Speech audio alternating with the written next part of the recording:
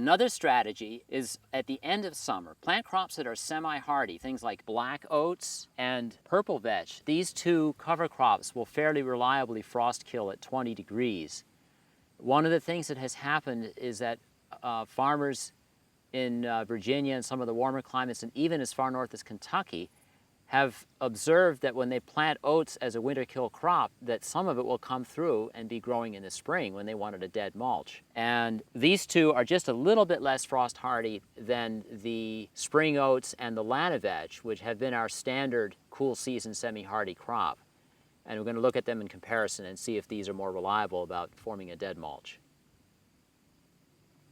Another important thing that we're looking at is what I call compatibility, and that is that any cover crop and its residues are going to affect the next vegetable in a number of different ways.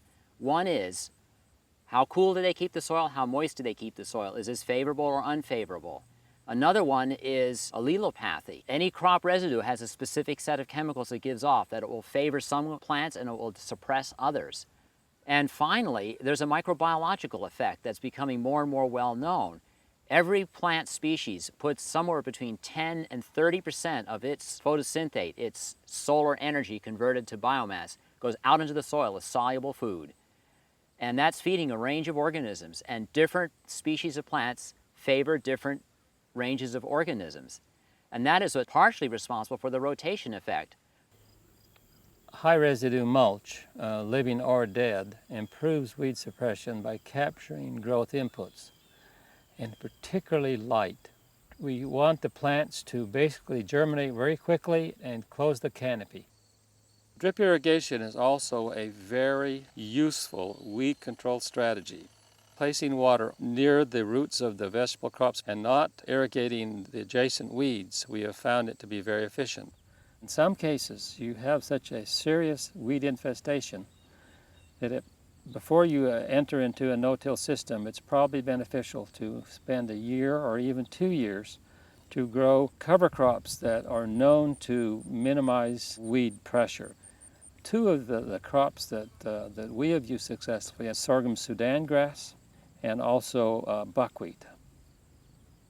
After the vegetable crop is grown, you will lightly till your no-till bed to enable you to produce the next cover crop, get a good stand, and also incorporate the residues of your vegetable crop, which oftentimes will improve disease management. Here we've taken a rotavator and tilled approximately 2 to 3 inches deep to loosen the soil and also incorporate residue from the last vegetable crop. It's really a compromise.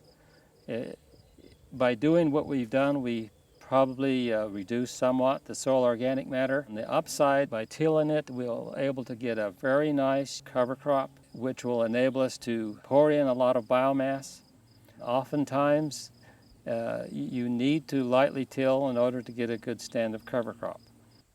There are two options to rotational tillage. One is to either purchase a NoTill drill or borrowing or renting a spading machine. And they are very effective in incorporating residues without disturbing the surface. And they do leave a relatively good seed bed that would allow you to get a good stand. The first source of fertility is derived from our biculture cover crops. The second source would be a side dressing of feather meal or soybean meal. The third nutrient source is our liquid fertilizers like Neptune's Harvest that we inject through the drip irrigation system. And the final source is the use of compost, leaf mulch, and aged manures that we have applied and will continue to apply on the beds. The long-term goal for organic growers is to build up organic soil fertility by increasing active soil organic matter. Using high residue no-till cover cropping systems is the best way to increase active soil organic matter. Active soil organic matter is like a savings account, thus requiring less applied fertilizer amendments. A good example of that is in this cornfield. These plots here have not been plowed, but we've had a continuous series of cover crops followed by vegetable crops now in its 8th year. And because we haven't tilled the soil very deeply, we see a very strong granulation and a buildup of soil organic matter. This beautiful crop of corn received only 50 units of nitrogen, but we're getting nice yields because we have built up the active soil organic matter over time using these organic systems, and that pool releases nitrogen to the plant as needed. I don't want to lead you astray that no-till systems works perfectly under all conditions, because this is not true. Soil type can be a major factor. You need to have well-drained fields if you're going to try no-tillage. Heavy clay soil is one to be skeptical about and be aware that you probably then would have to use raised beds.